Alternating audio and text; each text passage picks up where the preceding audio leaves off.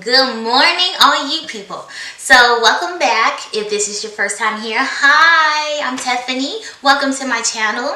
Today's video is going to be about the steps that I took in order to find peace, joy, happiness, and forgiveness after being sexually, physically, emotionally abused as a child, as well as the traumatic experiences I experienced during my early adulthood. As I stated in my first video, I've been sharing my experiences with you guys because I wanted to show what a healthy life after abuse looks like.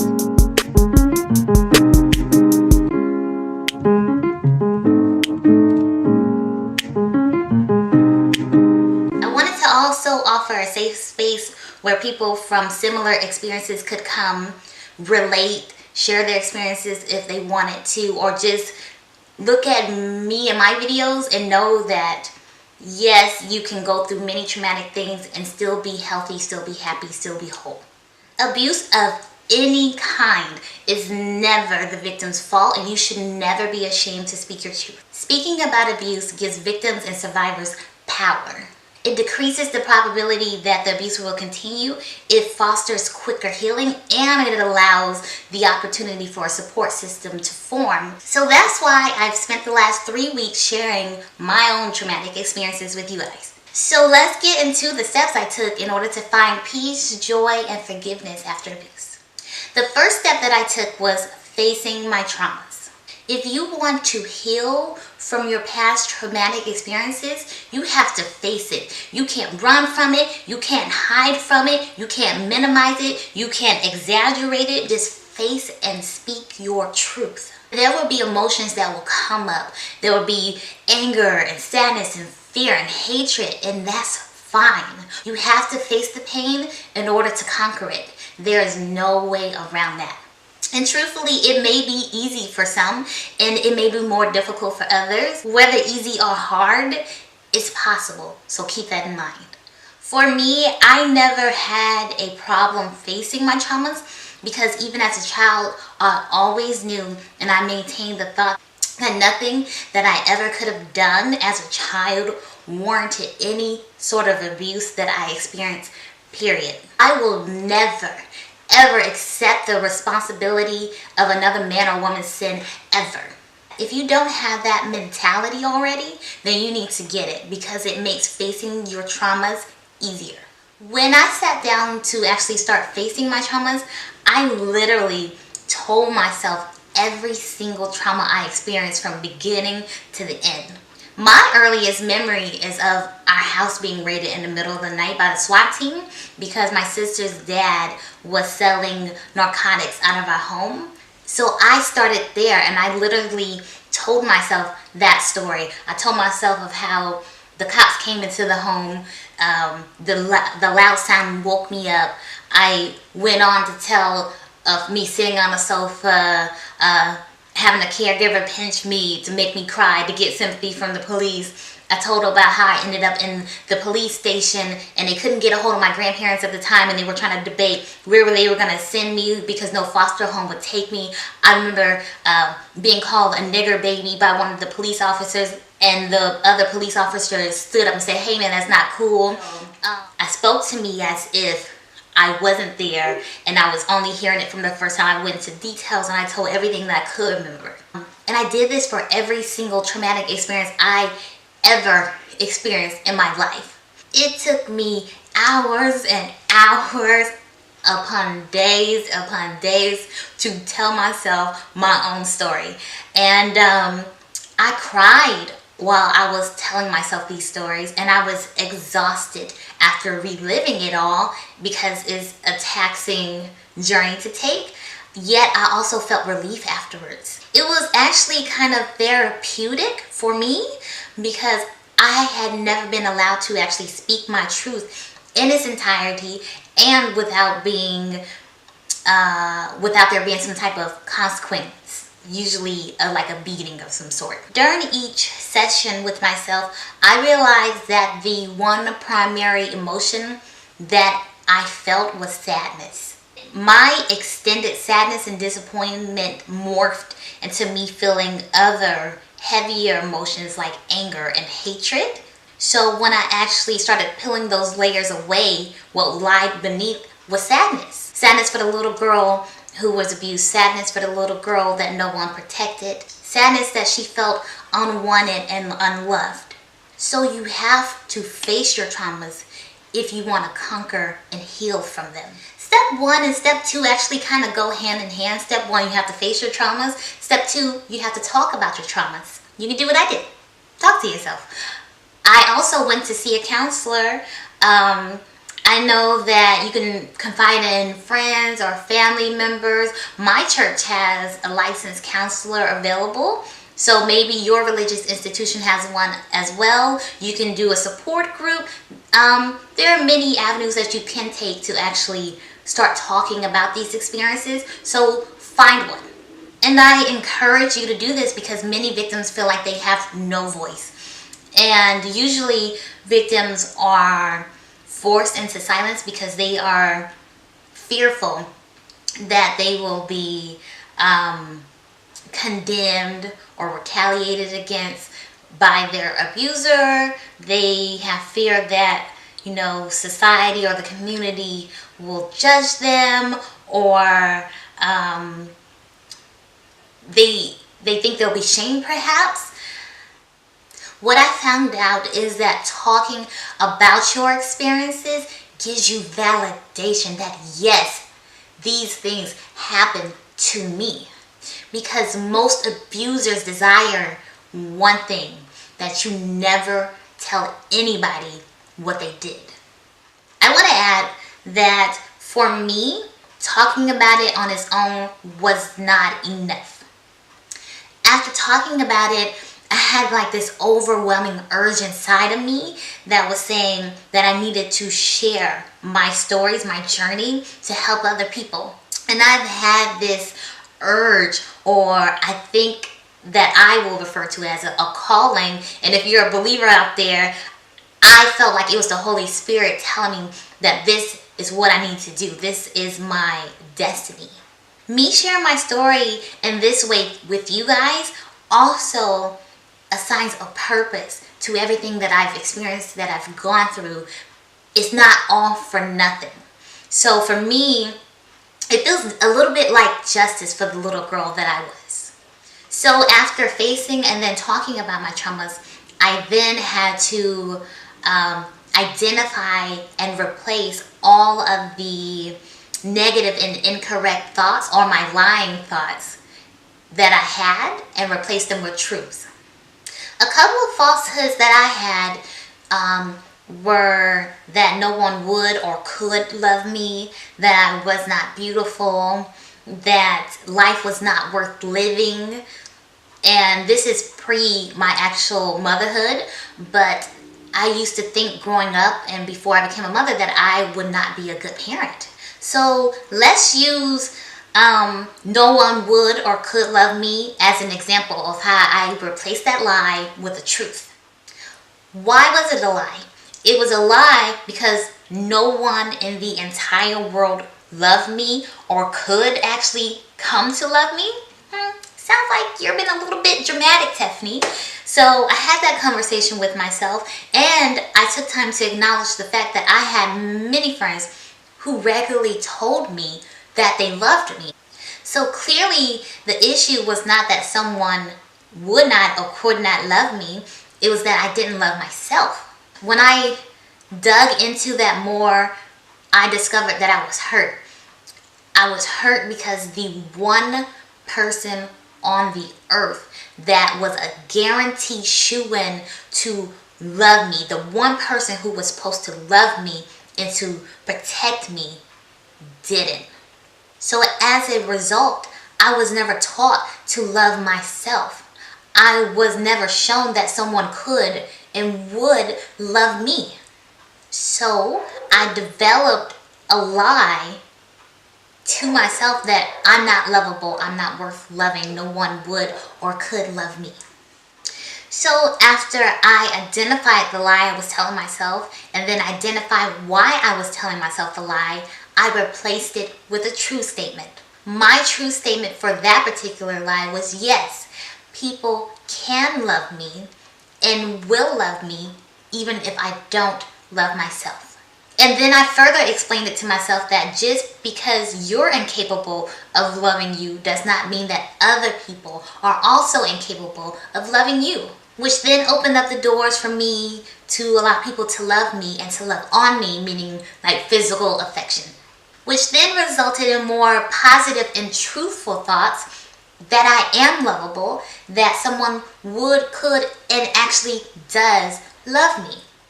I further addressed the issue of my inability to love myself in counseling, and I'm happy to actually state that my counselor that I utilize from church has been instrumental to me accepting myself and loving myself. So thank you and shout out to you. Step number 4, forgive your abuser. Or in my case, abusers. I have been abused by multiple people and only one of them ever apologized, but it was an insincere and backhanded apology. The person was attempting to apologize without accepting any type of personal responsibility for what they did. Then they totally backtracked and denied anything ever happened.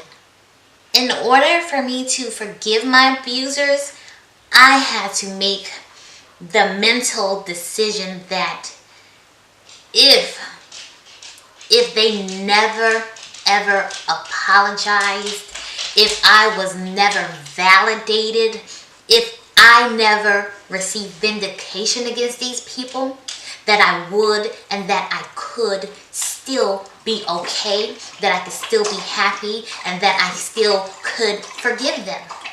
Finding forgiveness also was made easier by the fact that I acknowledged the truth. That me forgiving my abusers does not mean that I wasn't abused. I was abused. Offering forgiveness does not change that fact. I was abused and I chose to forgive you. Both things can happen.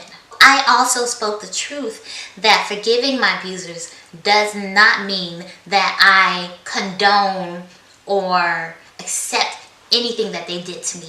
I also knew that forgiving my abusers does not mean that I would not be in support of any type of criminal prosecution, because I would. I can forgive you and still support you being prosecuted for your actions. Also, forgiving anyone who has abused you does not mean that you are opening up the doors to friendship. No, you do not have to be friend or be courteous with these people. Forgiveness isn't even for the abuser. It's actually for us. It's for you. When you start practicing forgiveness, you are giving yourself permission to stop allowing your traumas and your abusers from dominating your thoughts and your dreams, to stop controlling the decisions you make and how you interact with other people and how you even treat yourself. When you start practicing forgiveness, you will feel free enough to start living life and start taking advantage of opportunities that will increase the value of your whole life. Forgiveness also opens the door up to peace, because you're no longer going to carry that victim mentality.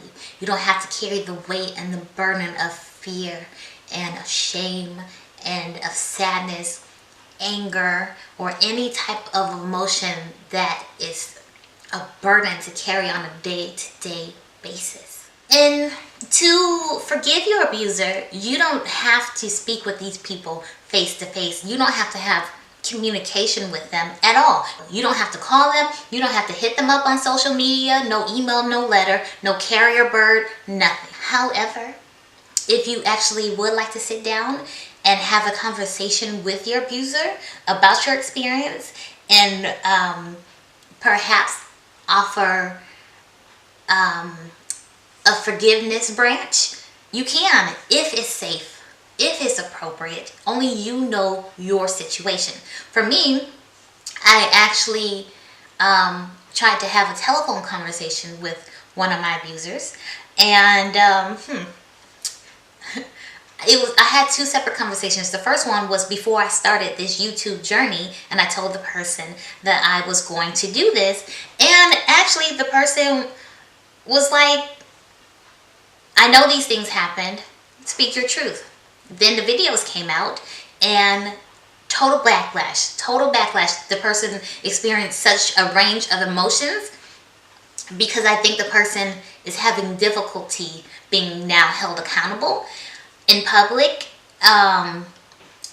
where the person went from, I know these things happen, you didn't have to put the business out there, you didn't have to go into so much detail, to telling me that these things didn't happen. The person was trying to convince me that I was mistaken, to saying that I'm a liar, then trying to get me to take a lie detector test.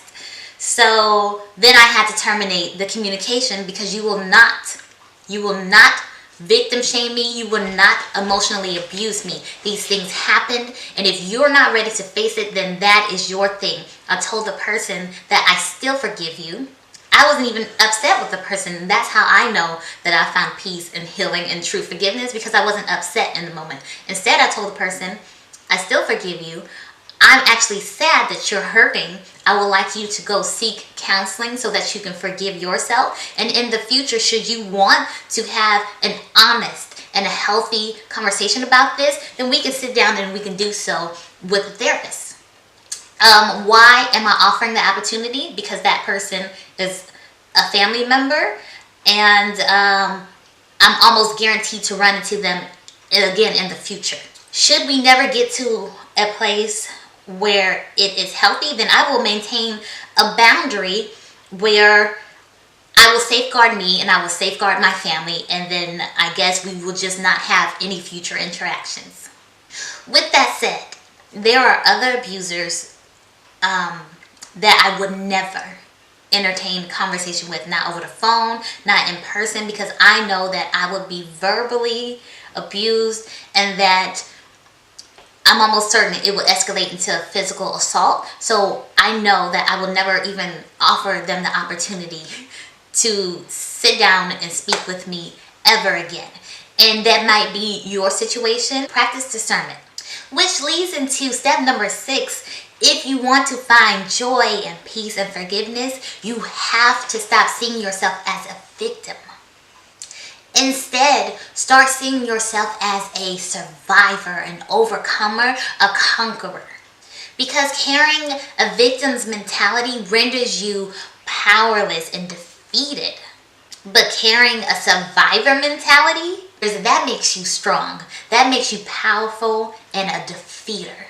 Another step that I took to finding peace and happiness and forgiveness is I stopped denying the fact that I was suffering from depression. And I was so worried about being stigmatized because of mental health issues, especially in the Black community, that I just ignored it and denied it for so long. So I stopped being afraid and I sought help. I'm actually making a separate video where I'm going to discuss how I conquered my depression and how I cope with anxiety, which was actually caused by work-related issues. We'll talk about that in the other video. I'm gonna tell you guys what my triggers are and how I cope. I'm hoping to have that video uploaded within the next week or so. But for this video, the last thing that I will add that helped me find peace, joy, forgiveness is developing a relationship with God. I'm not sure if you guys are religious or not, but I am, and I found that I had tremendous peace once I dedicated my life to Christ. I know that God will protect me, provide for me, vindicate me, heal me, provide for me. What won't Jesus do? I know that I can do all things through Christ who strengthens me, even forgive my abusers.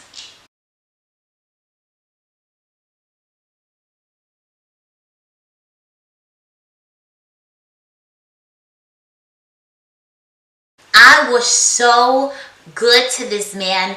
I did everything I could to build him up, to help make his life easier and better.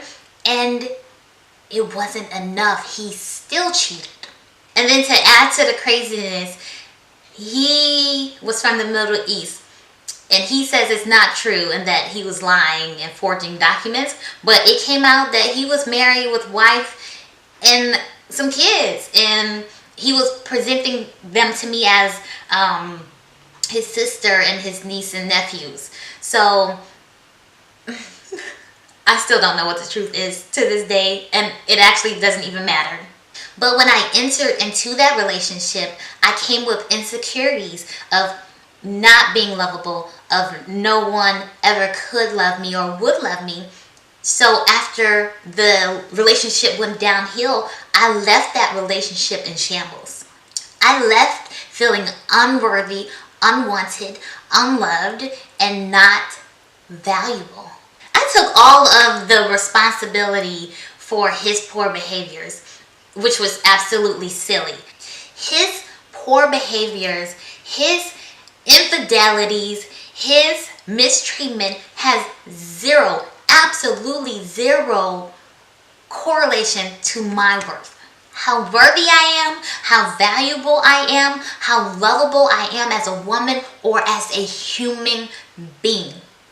And this goes for our abusers as well. Nothing that our abusers have ever done to us, said about us, lied on us, lied to us, nothing that they have ever said and or did correlates to how valuable we are, how lovable we are, how worthy we are. And that is truth. Yes, you may be beaten up, battered, bruised, and cut up, but you are not damaged goods. Damaged goods are items people take back to exchange for something better. And you are not exchangeable. You are enough. You might be a little wounded, but with all wounds, with some time, love, care, and treatment, you will heal and be almost like new again. So take damaged goods out of your vocabulary. We have enough obstacles as is in this life without becoming our own enemy or frenemy, because you know, you be like, 1 minute I love me and 1 minute you talk and mess about yourself. So stop it. So those are the steps that I took in order to find peace, joy, forgiveness, and wholeness after being abused as a child and some traumas in my early adulthood. I talked to one of my subscribers, hey Kelly, who contacted me to say that she will actually be interested in seeing videos of how I became successful in life in spite of all the things that I've endured. You know, how I went to college. She also has some really good other questions.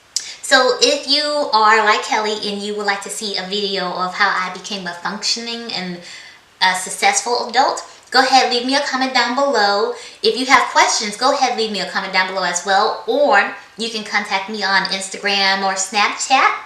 I hope you guys have an amazing week. My birthday's on Friday, which is September 28th. Yay me. I plan on doing my first vlog to share with you guys about what I'm going to do for my birthday in celebration of another year of life. Whoop, whoop. As usual, I'll be back on Wednesday. If you haven't already, go ahead and hit that subscribe button. Don't forget to hit the notification bell so that you know every time I upload here. And as I mentioned earlier, I'm on Instagram, I'm on Snapchat. I think that's it for now, guys. Thank you for spending time with me. I appreciate you all. Take care and have a good week.